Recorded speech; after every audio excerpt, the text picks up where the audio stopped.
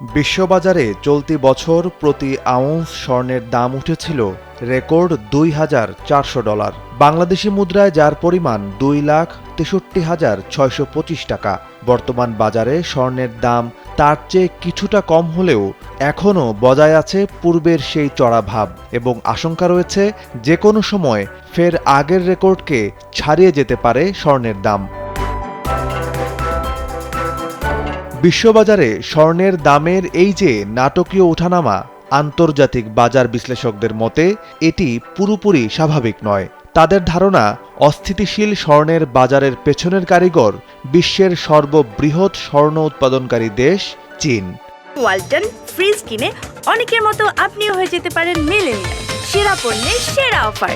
কারণ দেশটিতে মূল্যবান এই ধাতুটি ক্রয় বা সঞ্চয়ের প্রতি আগ্রহ বাড়ছে লাগামহীনভাবে।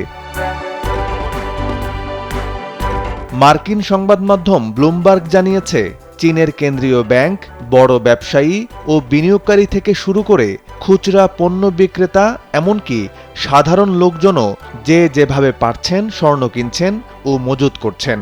তাদের এই আগ্রহের প্রধান কারণ তারা ভাবছেন ভূরাজনৈতিক উত্তেজনা, মধ্যপ্রাচ্য ও ইউক্রেনে যুদ্ধ এবং ডলারের মূল্যের ওঠানামার কারণে ভবিষ্যতে একটি অর্থনৈতিক অনিশ্চয়তা দেখা দিতে পারে। আন্তর্জাতিক বাজারে এতদিন পর্যন্ত যুগপৎভাবে স্বর্ণের সবচেয়ে বড় ক্রেতা ছিল চীন ও ভারত, কিন্তু গত বছর চাহিদার নিরিখে ভারতকে ছাড়িয়ে গেছে চীন।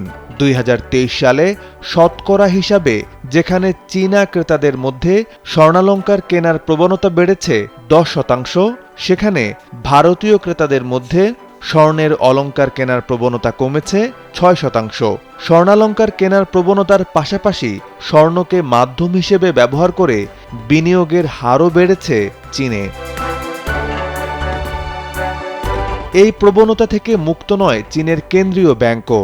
টানা ১৭ মাস ধরে আন্তর্জাতিক বাজারের পাশাপাশি অন্যান্য দেশের কেন্দ্রীয় ব্যাংক থেকে স্বর্ণ কিনছে পিপলস ব্যাংক অব চায়না।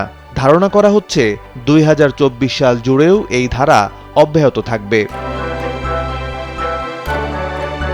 এছাড়া অভ্যন্তরীণভাবে বিশ্বের সর্বোচ্চ স্বর্ণ উৎপাদনকারী দেশ হলেও বেসরকারিভাবে স্বর্ণ আমদানির মাত্রা ব্যাপকভাবে বাড়িয়েছে চীন। গত ২ বছরে ২,৮০০ টনেরও বেশি স্বর্ণ আমদানি করেছে দেশটি, যা যুক্তরাষ্ট্রের কেন্দ্রীয় ব্যাংক ফেডারেল রিজার্ভ সিস্টেমে থাকা স্বর্ণের মজুতের ১/৩ সমান। যদিও একটি বিবৃতিতে চীনের সরকার জনগণকে সতর্ক করে দিয়ে বলেছে, ক্রেতারা যদি স্বর্ণ কেনায় লাগাম না টানেন তাহলে অদূর ভবিষ্যতে জাতীয় অর্থনীতিতে এর ক্ষতিকর প্রভাব পড়বে। সাইফ বিন আইয়ুব, কালবেলা ডেস্ক।